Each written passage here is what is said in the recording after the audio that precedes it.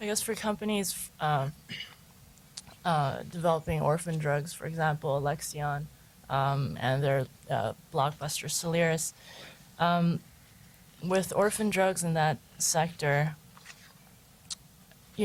are we going to see maybe more deals in the orphan drug space, maybe companies that have a safe haven or shelter from these reimbursement pressures, obviously developing niche products where pricing can be a lot higher because of the low number of patients in the market? I guess, Jonathan, do you want to talk a bit about your thoughts on orphan drugs and companies there?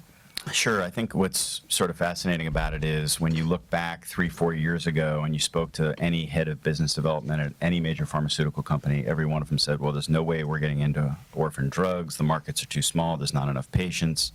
The prices are way too high. We can't afford to take that, political hit of being the pharmaceutical company that's charging $300,000 a year for an orphan drug. And that has just been a massive change, obviously, in the industry. So we've seen, Pfizer do partnerships and acquire full directs to build out somewhat of a pipeline and start an entire group focused on orphan drugs.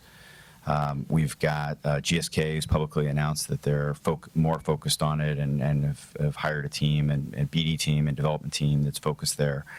And Sanofi, obviously, made the biggest splash by buying Genzyme for its enzyme replacement therapy business, which was the most successful component of that company. And the whole reason is it's about profitability. I believe Alexion is the first biotech company to ever launch a product and get profitable in the first year. When you're a pharmaceutical company that's struggling and growing at low single digits, you notice those sort of things. And, they charge a very high price, somewhere in the $300,000-$400,000 a year, but they deliver a lot of value. It's a drug that works, and their focus is now more on value than on price and cost.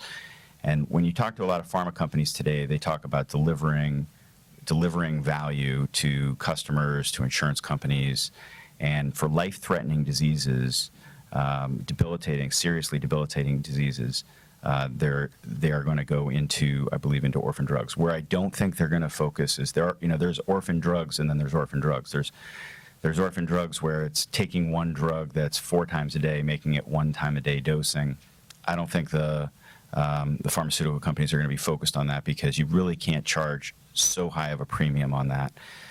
But if you've got a rare genetic disease where the patient's going to die in the first year unless you get them this drug, that's the kind of story where they can demonstrate the value and the reason for why they have to charge such a high price, because they're going to invest $300 million before the thing gets approved, and they need to be able to get paid for that expenditure. So the reason for the focus, it's smaller clinical trials, much smaller. I'm the chairman of a company that's in the enzyme replacement therapy space, and we might do 60, 70 patients before that product's approved. And the commercialization team effort is significantly smaller. So you might need 50 or 100 people to commercialize a drug, as opposed to thousands of sales reps, maybe in diabetes or cardiovascular disease. So when you combine the less expensive commercialization, the less expensive clinical development, and the fact that you can charge a high price, even though you might only have a few thousand patients, the bottom line on the profitability is far greater, and that's why they're focused on. They want to go where the profitability is, not so much on where the revenue is, and these orphan drugs are exceptionally profitable. Just to follow up on Jonathan's point, I actually looked at the clinical trials that the Alexion drug was approved on. I think, and it's just underscores what Jonathan said about smaller clinical trials. I think it was 2 prospective studies of 37 patients, which is pretty stunning.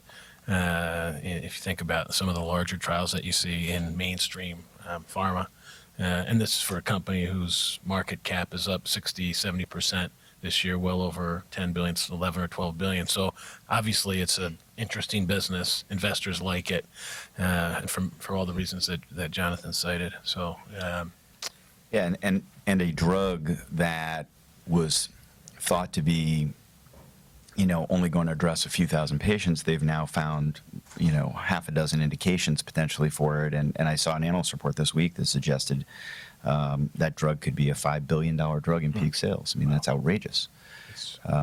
Outrageously good, not outrageously bad. So, congratulations to them. They've done a fantastic job. I mean, I think it's really interesting to see how pharma has been forced to change the business model and to open their eyes to emerging markets, to the orphan drug space. Some are looking at diversifying or sort of going full circle and acquiring medical device companies. And I look at Endo and AMS. Endo's not big pharma, but it's a new business model, and it's just searching for growth, profitability, defensibility, reimbursement. So it's really, and whether pharma is leading or just being forced into it, I think that would be a really interesting debate with the people on the up here and in the room. But there are big changes afoot.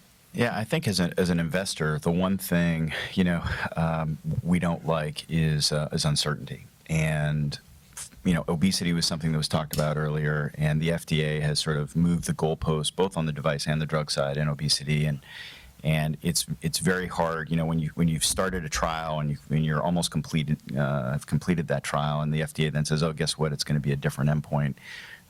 That's been catastrophic for a few private companies in the last 6 months, and it's been catastrophic to the stock price and the dilution that has been shown at Arena, Vivus,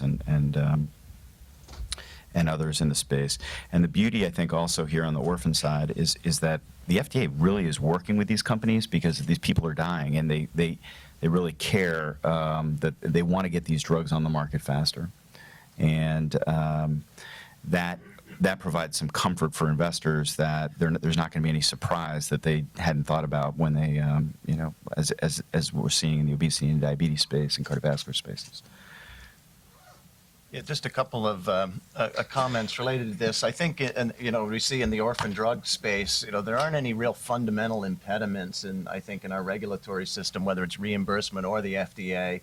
As Jonathan says, the FDA is quite willing to work with companies that are developing these niche products, and I think the big pharma is starting to look at them as they break down their sort of mass market approach to doing business.